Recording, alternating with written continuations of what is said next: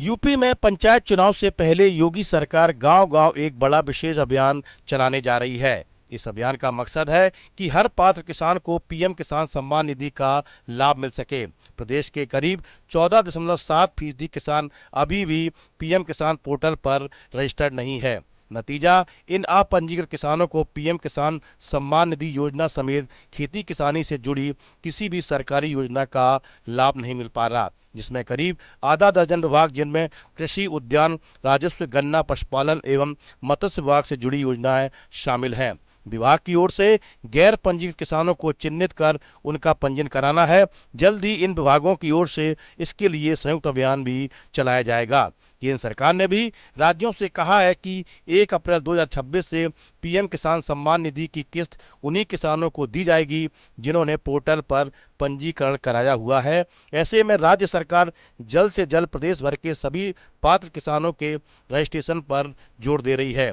इसी के तहत प्रदेश में 26 जनवरी के बाद प्रदेश व्यापी विशेष अभियान चलाने का निर्णय लिया गया है। सरकार ने किसानों से भी अपील की है कि वे तय समय सीमा के भीतर अपना पंजीकरण कराएं, ताकि किसी भी किसान को पीएम किसान सम्मान निधि की आगामी किस्त से वंचित ना होना पड़े। यूपी के हर जिले में भी शिविर लगाने के निर्देश जिलाधिकारियों को दिए गए हैं। पीएम किसान पोर्टल पर प्रत्येक किसान का विवरण अपडेट कराया जाएगा। इसके लिए आगामी घोषित होने वाली तिथियों में बृहद स्तर पर शिविर लगाए जाएंगे। प्रत्येक विकास खंड में कम से कम एक शिविर आयोजित करना अनिवार्य होगा। तकनीकी कारणों से नहीं हो पा रहे पंजीयन, जिन किसानों के पंजीयन नहीं हो सके हैं, उनमें एक बड़ी संख्या उन किसानों की है जो किसान सम्मान निधि की परिधि में नहीं आते। मसलन उनकी खेती तो है, लेकिन वे सरकारी नौकरी करते हैं और आयकर दाता भी हैं। इसके अलावा कई मानकों पर भी वे बाहर हैं। हालांकि सबसे बड़ी संख्या ऐसे गैर पंजीकृत किसानों की है जिन्होंने अपना आधार अब तक दुरुस्त नहीं कराया है या फिर बैंक खाते को अपडेट नहीं किया है। अभियान में ऐसे किसानों को चिन्हित कर उनकी इस खामियों को दूर किया जाएगा। प्रदेश में 2.15 करोड़ किसानों को मिल चुका है इस योजना का लाभ। जब से योजना शुरू हुई है, उसकी अब तक 21 किस्तें किसानों के खाते में भेजी जा चुकी हैं। इसमें हर 4 माह पर प्रति किसान 2,000 रुपए डीबीटी के माध्यम से सीधे खाते में भेजे जाने की व्यवस्था है। बीते नवंबर में 21वीं किस्त जारी की गई थी। दूसरी ओर यूपी पंचायत चुनाव की मतदाता सूची अभी फाइनल नहीं हुई है। अब 20 फरवरी तक नाम जोड़ने या गलत नाम हटाने के लिए दावे आपत्तियां दी जा सकती हैं। पहले यह तारीख 30 दिसंबर थी, लेकिन आपत्तियां ज्यादा आने पर समय बढ़ा दिया गया है। 21 फरवरी से 16 मार्च तक दावे आपत्तियों का निस्तारण होगा। 28 मार्च को पंचायत चुनाव की फाइनल वोटर लिस्ट जारी होगी। पंचायत चुनाव की तैयारी के लिए अब लोगों को अधिक समय मिल गया है। सभी ने दावे आपत्तियों पर फोकस किया है।